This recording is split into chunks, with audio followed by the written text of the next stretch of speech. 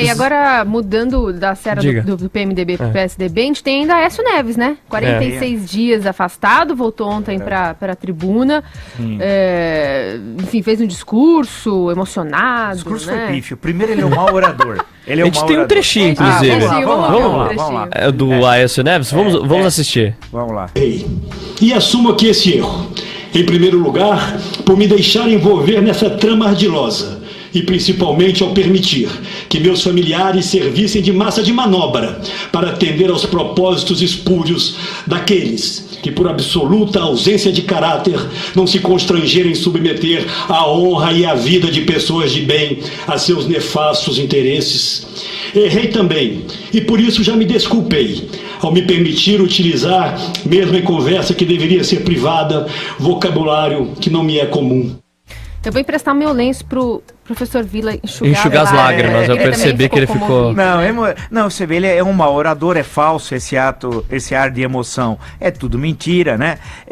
Por sinal, nós não temos mais grandes oradores na política brasileira. Ele não é só ele que é o único medíocre, outros também são, quase todos tal. Nós tivemos épocas áureas no Brasil de grandes oradores e isso nós perdemos. Eram homens públicos e não políticos. Esse cidadão, quando ele fala da família, olha como ele é hipócrita. Aécio Neves é hipócrita. Ele é que colocou a irmã para fazer a negociação com a JBS e ele é que determinou que o primo fosse receber o dinheiro. É hipocrisia pura.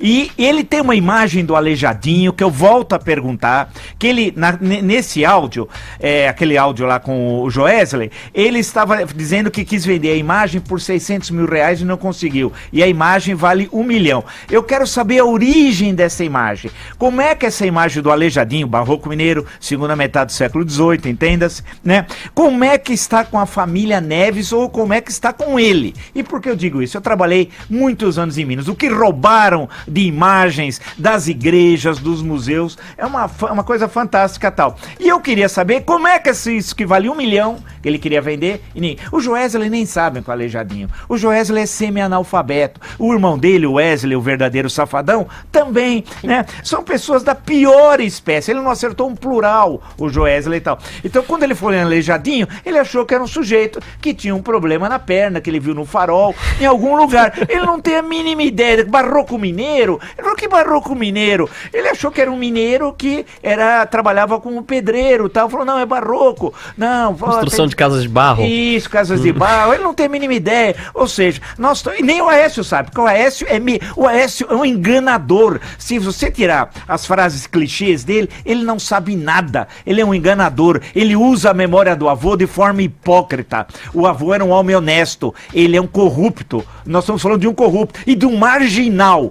Porque a linguagem dele, quando ele se desculpa nessa fala apresentada agora, é uma linguagem de marginal. E esse é o Aécio verdadeiro. Não aqueles que nós entrevistamos no Jornal da Manhã. E quando eu cobrava desse pessoal, durante o impeachment, que eles se posicionassem contra o PT, eles nunca falavam. É claro, eu que estava errado, não era eles. Ou seja, qual é a questão que se coloca para eles? Eles eram sócios da corrupção petista. Eram sócios menores, porque o grosso ficou com o PT. Mas eram sócios. Quer dizer, você não pode exigir de um corrupto que se posiciona contra a corrupção. Aécio Neves é corrupto e o PSDB ainda o mantém como presidente do partido, vale lembrar, hein? Bom, Brasília, Zé Maria Trindade, ô Zé, trouxe comoção esse discurso do Aécio?